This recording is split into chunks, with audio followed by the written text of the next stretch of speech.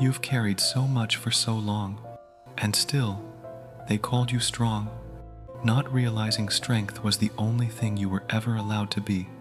You've kept the peace when your heart was breaking. You smiled when you wanted to cry. You said, "I'm fine," because the world had no space for your truth. And somewhere along the way, you forgot that peace isn't the same as silence. You forgot that kindness isn't the same as self-erasure. Carl Jung once said, "Goodness, when worn as a mask, becomes a prison." He wasn't speaking to the proud or the powerful. He was speaking to you, the woman who learned to make herself smaller just to keep love from leaving.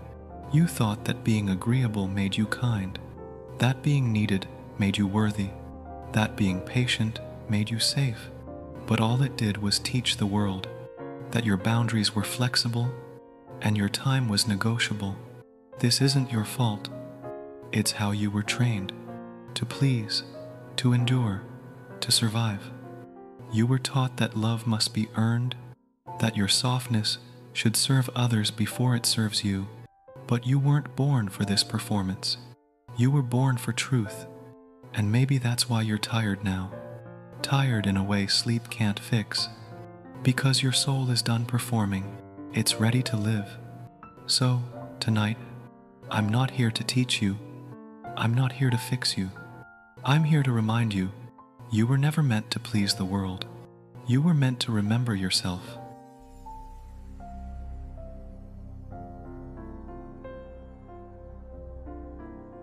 The mask of goodness, you were never born to please. You were trained to be agreeable, to keep the peace, to be the one who holds everything together, the calm in every storm, the one who smiles even when she's falling apart inside. And they called you good. But Jung would tell you, goodness, when performed for approval, becomes a disguise for fear, because there's a kind of politeness that isn't peace, it's survival. You learned early that love could disappear if you said too much. That honesty could make people angry. That being quiet kept you safe. So you built your mask. You wore it beautifully. The perfect daughter, the loyal wife, the understanding friend, the woman who made everyone else feel better, even when no one noticed she was bleeding. And in that performance, your light dimmed. Not all at once, but slowly, like a candle running out of wax. Carl Jung called it the persona, the part of us that performs for belonging. It's not evil, it's how the psyche survives the collective. But he warned, when you forget that the mask is not you, you lose your soul, because behind every smile you forced was a voice whispering, "What about me?" You silenced that voice for years. You told yourself you were fine. You convinced yourself that exhaustion was love, that emptiness was maturity, that self-sacrifice was strength. But every unspoken no became a seed of resentment. Every swallowed truth became a shadow in your chest. And now, you can feel it. The weight of all the things you didn't say, pressing against your ribs. You're not crazy. You're not ungrateful. You're just waking up. Jung said that the first step to wholeness is to meet the parts of yourself you've buried. The wild, the angry, the honest, the unmet. And maybe that's what's happening now. Maybe your sadness isn't depression. Maybe it's yourself knocking gently from the inside, asking to be seen again. You've lived so long performing love that you've forgotten what real love feels like, the kind that doesn't require you to disappear. And I know it's frightening to imagine taking off that mask. You've worn it for decades. It's how you survived. But here's the quiet truth Jung left us with. The soul would rather face chaos than continue in a lie. So maybe this tiredness, this ache that follows you into every room, isn't something to fix. Maybe it's something to listen to. Because what's breaking inside you right now isn't your peace. It's your performance. And beneath that performance, something ancient is stirring, the part of you that remembers who you were before you learned to be pleasing.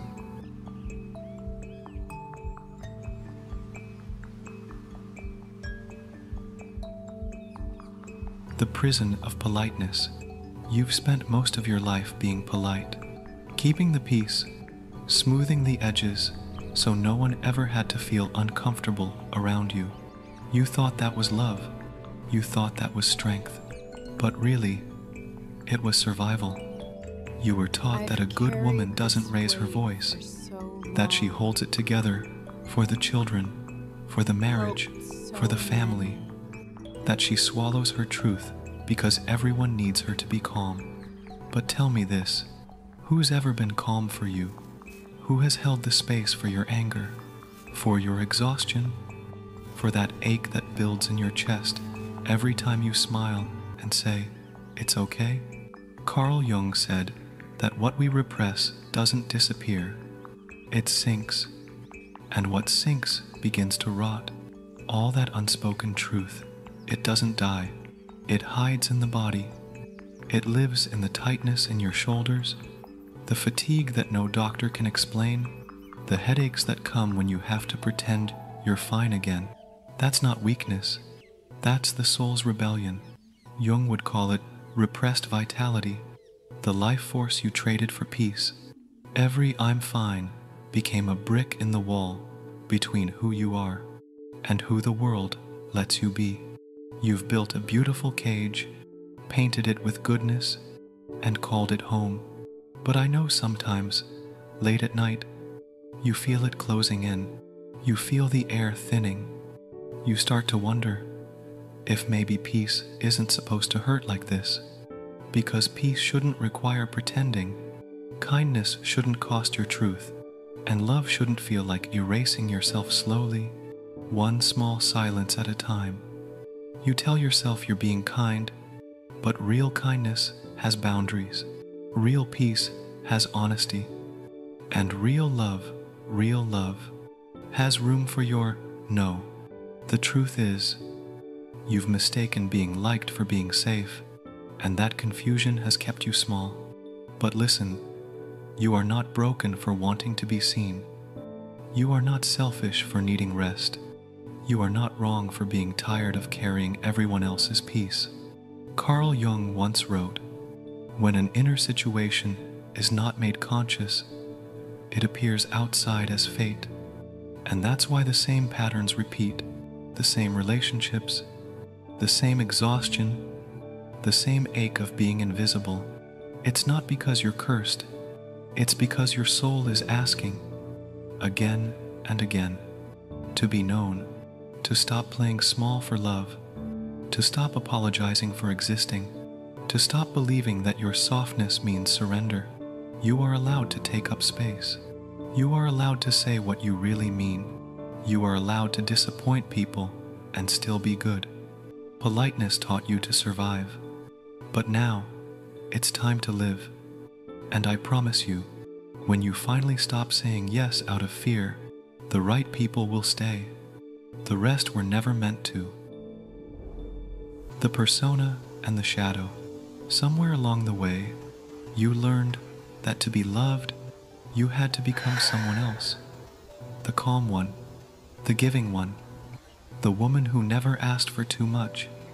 Carl Gustav Jung had a name for this mask. He called it the persona. It's the face you show the world, to stay accepted, to stay safe, to survive. And you wore it beautifully. You became the caretaker who never rests, the partner who forgives everything, the friend who always listens but never speaks. Everyone came to you for comfort, but no one stayed long enough to ask, "And who comforts you?" You see, the persona isn't false. It's necessary. It's how we learn to function in a world that demands too much. But when you start to believe the mask is you, you lose the voice beneath it. That's when the shadow is born. The shadow, in Jung's words, is everything we refuse to see about ourselves, everything we had to hide to be loved. Your anger, your hunger, your sensuality, your need to rest, your desire to say no, all of it quietly locked away in the basement of your own psyche where the light never reaches. And yet, that's where your soul still breathes. Jung wrote, "The shadow is not a monster, but the doorway to the self." So, if you feel restless, if you feel like something inside you is clawing to be heard, it's not because you're falling apart. It's because the woman beneath the mask has grown tired of pretending. She's tired of smiling through disrespect, tired of being everyone's anchor while no one notices her sinking, tired of being told she's too emotional when in truth, she's just been silent too long. And I know you've called that exhaustion life. You've told yourself everyone feels this way, but deep down, you can sense it. Something sacred in you wants to return. The woman you used to be before the roles, before the titles, before you forgot what your own laughter sounded like. The shadow is her voice, the one that says, "I want more than this. I deserve to be seen. I'm not here only to serve." And though you've been taught to fear her, she is not your enemy. She is your unclaimed power. Every time you feel anger rising, don't rush to smother it. That's your truth trying to find oxygen. Every time you feel guilt for resting, don't apologize. That's your body remembering it belongs to you. And every time you feel invisible, don't disappear further. That's your soul calling your name. You are not losing yourself. You are meeting yourself. The self that was buried beneath decades of being the good one. And when you meet her, you'll realize she was never dangerous. She was just waiting to be trusted. Because that's what the shadow really wants. Not to destroy you, but to make you whole.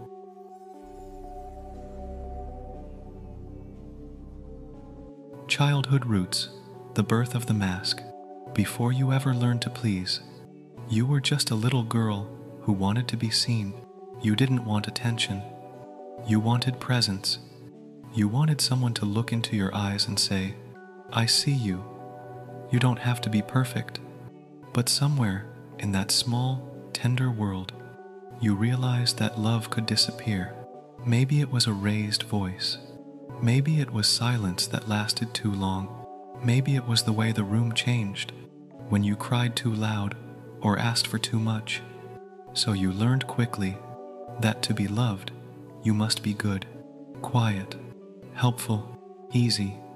You learned that love had rules, that your emotions had to be tidy, that your needs were heavy, and that your truth was dangerous. Carl Gustav Jung once wrote, "The child is born whole, but the world teaches her to fragment herself, to be loved." You didn't mean to break yourself, you just adapted. When your parents were overwhelmed, you learned to smile instead of cry. When they were angry, you learned to disappear. When they were sad, you learned to cheer them up. You became the peacemaker before you even knew what peace meant. You became the strong one before you ever felt safe. And every time you made someone else feel better, you told your own heart, "Wait, not now." Years passed, and the waiting never ended. That's how the mask began. Not out of deceit, out of love, out of survival, out of the quiet fear that if you stopped being what everyone needed, no one would stay. This is how the persona forms in the psyche, a sacred armor for a child who has too much heart and not enough protection. And you carried that armor into womanhood. You wore it in your marriage, in your friendships, in every room where being needed felt safer than being real. But now, you can feel the weight of it. Your back aches not from time, but from carrying everyone else's peace for decades. And still, a part of you whispers, "I shouldn't feel this tired." But you should, because you've been carrying an entire family system on your shoulders. Generations of women before you learned the same pattern. Be good, be quiet, don't need too much. You inherited their silence, their sacrifice, their strength. It runs in your blood like an old story. You never agreed to tell, but somehow keep repeating. Carl Jung called this the collective unconscious, the invisible inheritance of the soul. And now, it's your turn to rewrite it. Not by blaming, not by running, but by remembering. Because the moment you remember that little girl, the one who wanted to be held, the one who thought she had to earn love, you begin to bring her home. You let her cry without shushing her. You let her rest without guilt. You let her speak without apology. And in that moment, something ancient begins to heal. Not just for you, but for every woman who came before you. You are the first in your lineage to look back with compassion instead of shame. That is the quiet revolution Jung spoke of, the birth of consciousness, and it always begins with remembering the child who believed she had to disappear just to be loved. So when the ache rises, don't run from it. It's not weakness, it's memory. It's that little girl in you finally saying, I'm still here, and now it's time to listen. The soul fracture, losing the self. There comes a moment in every woman's life when the mirror stops lying, when you look at your reflection and realize you don't know the woman staring back. Her eyes are gentle but tired, her smile still kind but practiced, her voice still soft but quieter now, like she's afraid of her own truth, and it hits you. You've spent so many years caring for everyone else that you forgot what it felt like to be yourself. Carl Gustav Jung would call this the fracture of the soul, the moment when your outer life and your inner truth no longer match. When you've said yes too many times, and your body starts saying no for you. When you wake up exhausted, not from doing too much, but from being someone you're not. You used to think that being easy to love would protect you from pain, but you see now, it only protected everyone else from your truth. You were never loved for who you are, only for how well you played the part. The good wife, the steady mother, the friend who never needs anything back, the woman who listens, nods, and never takes up too much space. But here's what Jung understood. When the mask grows too tight, the soul begins to suffocate. You start to feel hollow, like you're living your life from the outside, watching yourself go through the motions of a story you no longer believe in. You smile at dinner, you laugh at small talk, you say all the right things, and still, a quiet voice inside whispers, "This isn't me anymore." That whisper isn't depression, it's awakening. The self, the part of you that is eternal, unbroken, unconditioned, is trying to come back.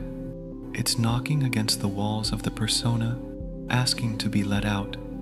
And yes, it hurts, because every time you betray yourself to be liked, something sacred in you tears a little. Every time you silence your need for the sake of peace, a piece of you drifts further away, until one day you wake up and realize you've built a life that fits everyone else, but not you. That ache in your chest isn't failure. It's the body's way of saying, I miss myself. Jung said, the greatest loss is not death, but the loss of what makes life worth living, one's connection to the self. And that's what this moment really is. Not the end, but the threshold. You are standing between the woman you became to survive and the woman you were born to be. And that's why it feels so heavy.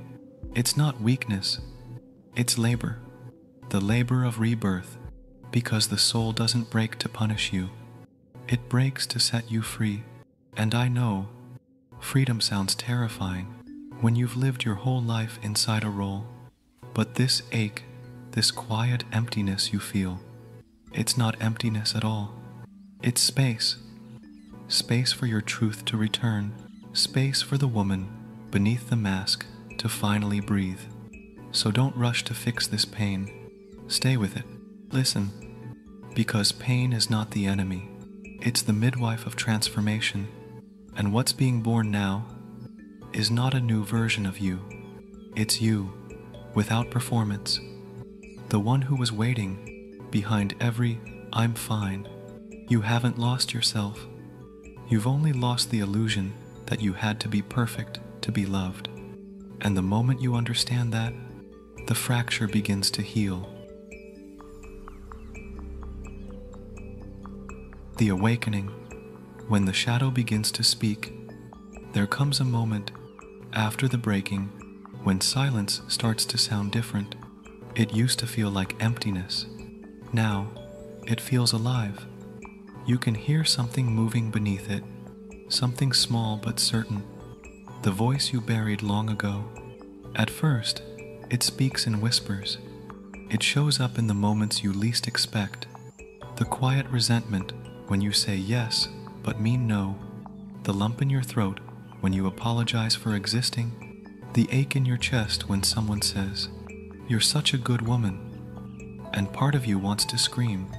That voice isn't madness, it's memory. It's the shadow, the part of you that refused to die, even when you tried to silence it. Carl Jung called it the bridge to wholeness. He said the shadow isn't evil. It's simply everything in you that was never allowed to live. Your anger, your boundaries, your longing, your voice, your truth. You spent your life believing those things were dangerous, but now, as they rise, you realize they were never your enemies. They were the parts of you that loved you enough to wait. Jung wrote, "One does not become enlightened by imagining figures of light, but by making the darkness conscious." And that's what's happening now. You are beginning to see yourself. You start to notice the patterns, how guilt follows every act of honesty, how you apologize when you haven't done anything wrong, how you shrink when someone disapproves. But this time, you don't run, you stay, you breathe, because you understand these are not flaws. They are old reflexes, left over from a lifetime of pleasing, not living.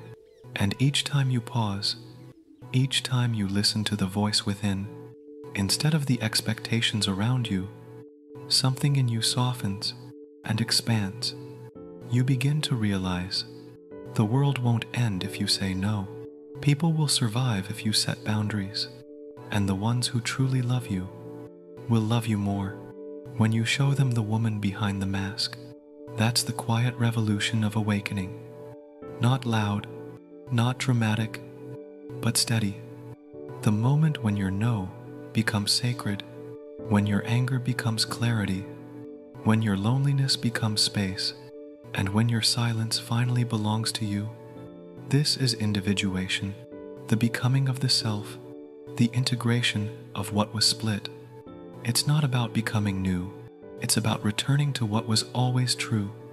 You realize that the shadow, the voice you feared, is not here to destroy your peace, but to teach you what peace really means. Not peace through silence, but peace through truth. You see now, healing isn't becoming softer, it's becoming truer. It's standing in the middle of your own contradictions and saying, all of this is me, and I am still worthy of love. And in that moment, you feel something you haven't felt in years. Wholeness, not perfection, not performance, just the quiet fullness of being who you are without apology. You are not breaking, you are blooming in the dark soil of your own truth. And soon, the world will see the light that's been waiting there all along. The integration, learning to say no without guilt. After awakening comes something quieter, not as dramatic, but just as sacred. Integration. It's the moment when truth stops being an idea and starts becoming a way of living. You've begun to see what you used to ignore. You've started to hear your own voice again.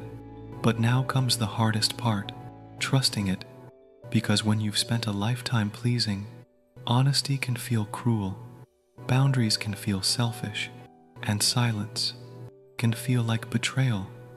You'll say no for the first time, and your body will panic, your stomach will twist, your hands will shake, every cell will scream, you're losing them, you're hurting someone, but you're not.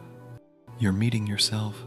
Carl Gustav Jung called this the work of integration, the slow, steady union of the parts we've exiled. The moment when you stop living in fragments, this is where the real healing begins. Not in grand awakenings, but in quiet moments of self-honesty, when you catch yourself apologizing for something that wasn't wrong, and you stop. When someone crosses a boundary, and instead of swallowing it, you take a breath and say, "That doesn't work for me."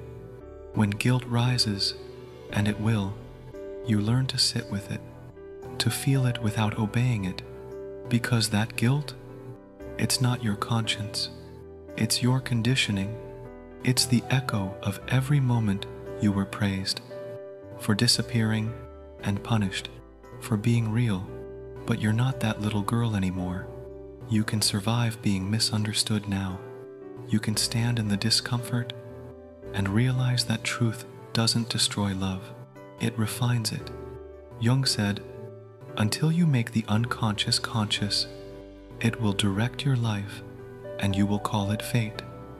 So when you feel that pull, to fix, to smooth, to say yes, pause, take a breath, let the silence stretch. You'll be amazed at how much power lies in the space between reaction and truth. This is what real strength looks like. Not endurance, not control, but clarity. You begin to see that love built on compliance isn't love, and peace that depends on silence isn't peace. The world won't collapse if you disappoint someone. Their discomfort is not your responsibility. Their reaction is not your rejection. You are allowed to live a life that no longer requires your own disappearance. And slowly, as you practice truth over approval, something changes. Your no starts to sound softer. Your yes starts to feel freer. Your heart stops racing when you speak your truth. And the people who truly see you, they don't leave. They stay. Because they were never here for your performance. They were here for your presence. This is what Jung called self-possession, when the self becomes steady, unshaken, clear, and in that steadiness, you realize that wholeness was never about being good. It was about being real. You no longer seek to please. You seek to belong to yourself. You start to notice peace returning, not the quiet that comes from submission, but the peace that comes from finally telling the truth. You breathe easier, you walk slower, you sleep deeper, because for the first time in your life, you're no longer waiting for permission to exist. You have given it to yourself.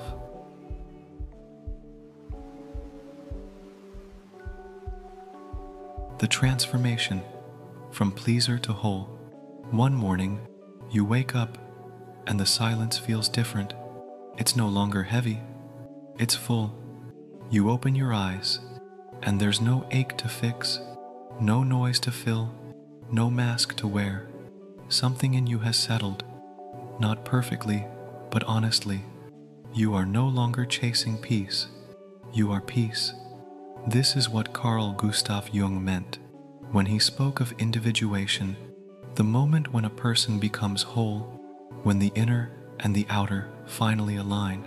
You used to think awakening would feel like fireworks, but now you see, it feels like exhale, like your body finally unclenching after years of holding your breath, like your heart finally beating in its own rhythm again.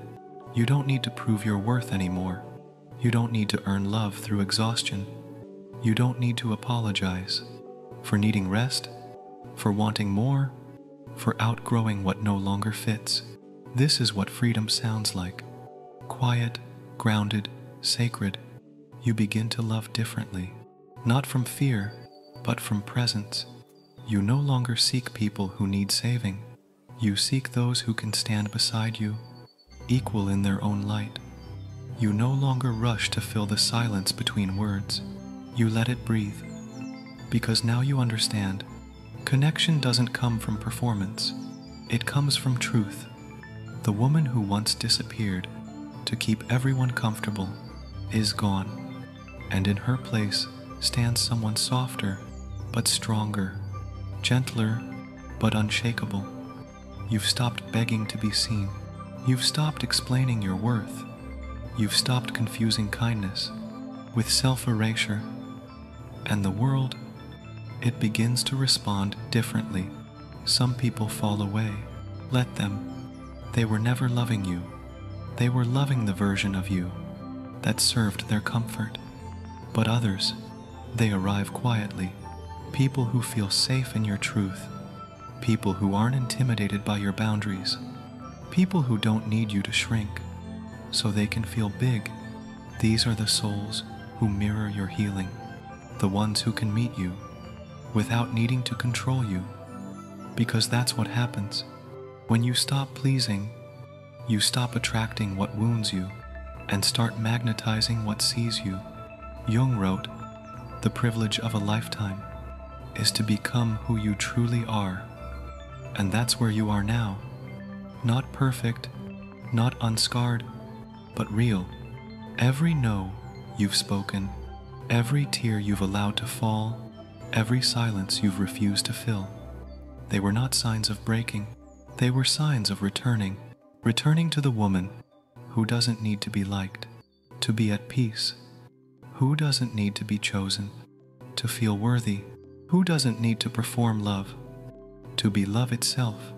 And if you look closely, you'll notice your face hasn't hardened, it's softened. Your voice hasn't grown bitter, it's grown honest. Your heart hasn't closed. It's just finally open in both directions, to others and to yourself. You are not the woman who pleases anymore. You are the woman who feels, who chooses, who speaks, who stands. And maybe for the first time in your life, you're not waiting for anyone to save you. You are simply, finally, living as the woman who knows she was never lost, only covered in layers of everything she thought she had to be. That's transformation, not becoming more, becoming true. You were never born to please. You've spent years carrying a story that was never truly yours. A story that told you to be quiet, to be good, to be small enough to fit inside everyone else's comfort. But the truth is, you were never born to please. You were born to wake up. Carl Gustav Jung once said, "The most terrifying thing is to accept oneself completely." And you've done that.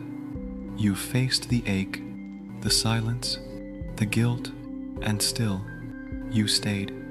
You stood there, trembling but present, as the old life fell away and the real one began. That's not rebellion. That's resurrection. You are not cold now, you are clear. You are not hard. You are honest. You are not selfish. You are finally whole. And I hope tonight, when you turn off the lights, you feel that quiet strength inside you, the one that doesn't need to be seen, to be real. Because this right here is what awakening looks like. Not perfection, not peace without pain, but a life that finally feels like yours. If this message found you at the right moment, it's because your soul was ready to hear it. And if it touched something in you, don't let it fade. Pause, breathe, ask yourself, what truth in me is ready to live? Then share it below. Your story, your thought, your moment of remembering. Because every time one woman finds her voice, another woman somewhere finds her courage to do the same. If you found peace here, if you felt seen here, Help this message reach more souls who need it.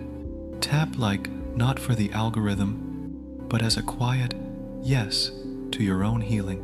Leave a comment, tell me what part of this spoke to you, and hit subscribe so you don't miss the next reflection, the next voice, the next step home to yourself. Because here, we don't chase light, we learn to see in the dark until it becomes light on its own. You were never born to please the world. You were born to meet your soul. So go live as if you finally remember that, because you do now. This is inner balance psychology, where your darkness is not a flaw. It's your way back to light. Subscribe, stay close, and keep walking home to yourself.